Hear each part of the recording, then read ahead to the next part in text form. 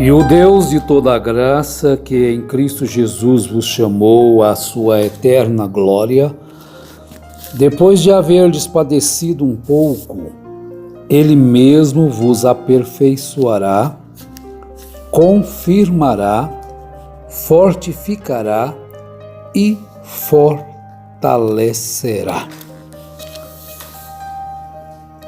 Bom, o mundo todo sofre. Uns sofrem por causa da justiça, outros por causa da injustiça. Que Deus nos abençoe neste dia, que Ele nos concede para trabalharmos, para fazermos o bem. Bem, o sofrimento por amor à justiça. O sofrimento por causa de Cristo. Nós encontramos que os apóstolos, eles sofreram por causa de Cristo. Em Atos dos Apóstolos, capítulo 5, verso 41, nós encontramos que depois que os apóstolos foram chicoteados na presença do Sinédrio, eles se retiraram dali regozijando, porque tinham sido julgados dignos de padecer a afronta pelo nome de Jesus. E por causa de Cristo, quando Jesus disse em São Mateus capítulo 5, no verso 11, ele disse: Bem-aventurados sois vós, quando vos injuriarem e perseguirem e mentindo disserem todo o mal contra vós por minha causa. Sempre deve-se observar este fato de que as pessoas às vezes acham que estão sofrendo porque são crentes, se dizem crentes, e nunca observam que estão sofrendo por causa dos seus próprios atos, mas querem atribuir o seu sofrimento à sua fé. E Jesus disse: Bem-aventurados sois vós quando vos injuriarem e perseguirem e mentindo disserem todo o mal contra vós por minha causa. Não é que se a pessoa estiver falando uma verdade, aí o que você deve fazer, o que eu devo fazer? É procurar consertar aquilo, o erro, e não atribuir isso por a fé, esse sofrimento.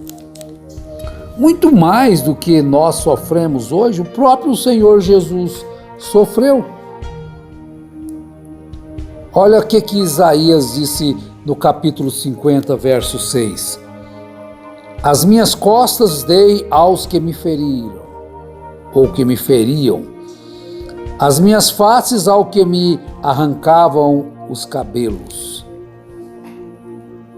Não escondi a minha face dos que me afrontavam e me cuspiam. Mas ele foi ferido pelas nossas transgressões e moído pelas nossas iniquidades. O castigo que nos traz a paz estava sobre ele, e pelas suas pisaduras fomos sarados. Isaías capítulo 53, no verso 5. Há este sofrimento por causa de Cristo. Então nós encontramos que os nossos irmãos, eles carregaram a afronta, eles negaram-se a si mesmos, e eles, mesmo sem dever aquilo, Eles não tinham praticado nenhum delito contra as pessoas, contra o Estado, contra o presidente, seja contra quem fosse, mas somente por serem cristãos. Nós encontramos que naquele desejo de exterminar com os judeus, houve um homem, todos conhecem, seu nome era Hitler, austríaco, mas era Führer na Alemanha, comandante, dominador.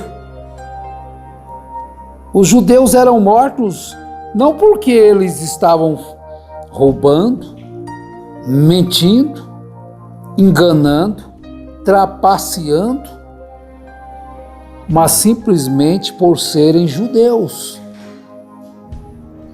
Simplesmente por serem judeus, eles o matavam.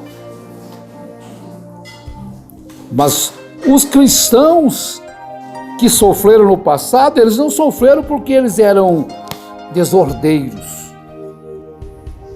Eles não sofreram porque eles eram trapaceadores, mas por serem justos. Então sofriam por amor à justiça, sofriam por amor a Cristo, por causa da palavra.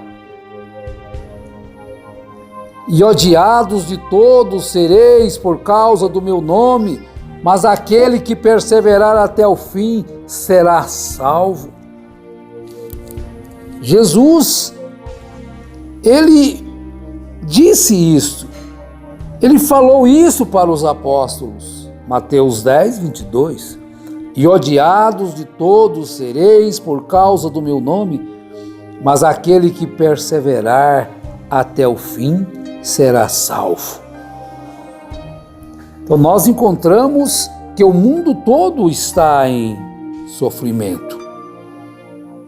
Há um terremoto ali e aquela nação entra em sofrimento. Há um problema no estado e aquelas pessoas estão em sofrimento, em dificuldade. Existem as enfermidades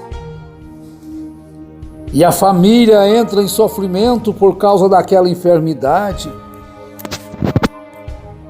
Mas estão sofrendo? Isso é consequência da transgressão. Mas estamos nos referindo a este sofrimento que os cristãos têm por amor à justiça, por defender a lealdade.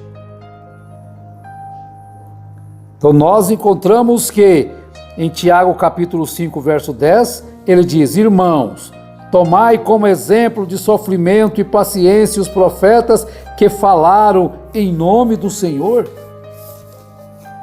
Então nós temos exemplo, se vem dificuldades, para que nós as vençamos. Deus nos capacita para tal. Deus nos dá graça, porque Ele deu graça para os nossos irmãos do passado.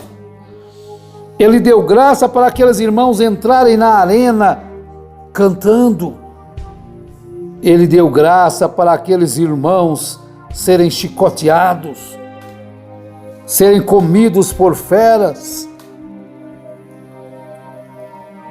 com paciência, mas almejando, vendo na frente a recompensa.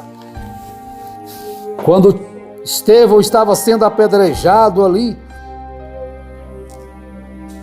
quem sabe Deus, através daquela visão que ele teve do céu aberto e Jesus ao lado, à destra de Deus, aquilo pelo gozo que ele sentiu, tamanho gozo na aflição, tamanho gozo na perseguição, ele não estava nem vendo aquelas pedradas. Ele chegou a um ponto tão gracioso que ele olhou para aqueles que estavam lhes apedrejando e disse a Deus: Pai, perdoa-os, eles não sabem o que estão fazendo. aquele gozo de ver a vida, essa vida efêmera, passageira, se esvaindo, se indo, o sangue escorrendo, ele sabendo que estava perto de deixar este mundo, este corpo do pecado, perdoando os seus algozes, perdoando aqueles que lhe apedrejavam. Então vejam bem, e o Deus de toda graça que em Cristo Jesus vos chamou à sua eterna glória, depois de haverdes padecido um pouco, Ele mesmo vos aperfeiçoará, confirmará, fortificará e fortalecerá. Olha, que palavra de ânimo, de encorajamento para você, meu irmão, você, minha irmã. Este Deus que já sofreu por nós em seu Filho Jesus, Ele te encoraja neste dia a renunciar os tesouros mundanos, a renunciar os prazeres mundanos e carregar a sua cruz, destemido como um cristão genuíno. Nós encontramos que quando Deus chegou no profeta Ananias e falou para ele ir lá na casa onde estava Paulo ou Saulo de Tarso, para que orasse por ele, para que ele recobrasse a visão. Aquele profeta falou assim: não, Senhor, deixa ele cego mesmo. Ele tem perseguido a igreja, ele tem maltratado a todos, ele tem procurado matar todos aqueles que anunciam o evangelho. Mas Deus lhe disse: e eu lhe mostrarei o quanto deve padecer pelo meu nome. Então, por amor de Cristo, agora Paulo estava ali diante de tantas coisas que ele teria que passar, e ele passou por todas as provas, ele renunciou todas as coisas. Então nós vamos continuar na jornada. Se tivermos que padecer, padeceremos. Se tivermos que ficarmos sós, ficaremos. Se tivermos que ser desprezados, seremos. Mas com a graça de Deus em nossas vidas, com o regozijo do Espírito Santo, com a visão que o Espírito Santo nos mostra da glória futura, nós prosseguiremos, não renunciaremos. Então, por amor de Cristo, por causa de Cristo, e assim nós que vivemos, estamos sempre entregues à morte por amor de Jesus, para que a vida de Jesus se manifeste também em nossa carne mortal. As obras de Jesus é para serem manifestadas nesta carne aí, minha irmã, meu irmão. Deus só quer o coração, exatamente. Dá teu coração para Jesus e Ele controlará todos os seus sentimentos. O dia que uma mulher dá o seu coração para Jesus, de fato, e Jesus entra e toma posse e começa então a moldar aquela mulher conforme a sua vontade. Aquele homem dá o seu coração para Jesus e então Jesus domina todos os seus sentimentos, suas ações, suas palavras, seus desejos, através do coração, porque é do coração que procede as saídas da vida, é do coração que procede as coisas que realmente matam, quando esse coração não está plenamente dominado por Cristo. Então ele está procurando lenitivo naquelas coisas que o diabo tem a oferecer. Mas quando o seu coração é entregue a Cristo, o seu lenitivo é a palavra, é a obediência, é sofrer por causa da justiça, é sofrer por Cristo e viver uma vida, não importa como ela seja, mas ela é uma vida vivida para Cristo. A vida de Jesus se manifeste também em nossa carne mortal. Segunda carta aos Coríntios, capítulo 2, verso 10 também. Ora, meus amados irmãos, que Deus nos conceda graça suficiente, se tivermos que passar por sofrimentos, por angústias, por vexames, por amor à justiça, que possamos passar com alegria, com gozo, assim como os apóstolos, quando se retiraram da presença do Sinédrio, regozijando-se, porque tinham sido julgados dignos de padecer afronta pelo nome de Jesus. Em nome do Senhor Jesus Cristo, abençoados sejam todos. Amém.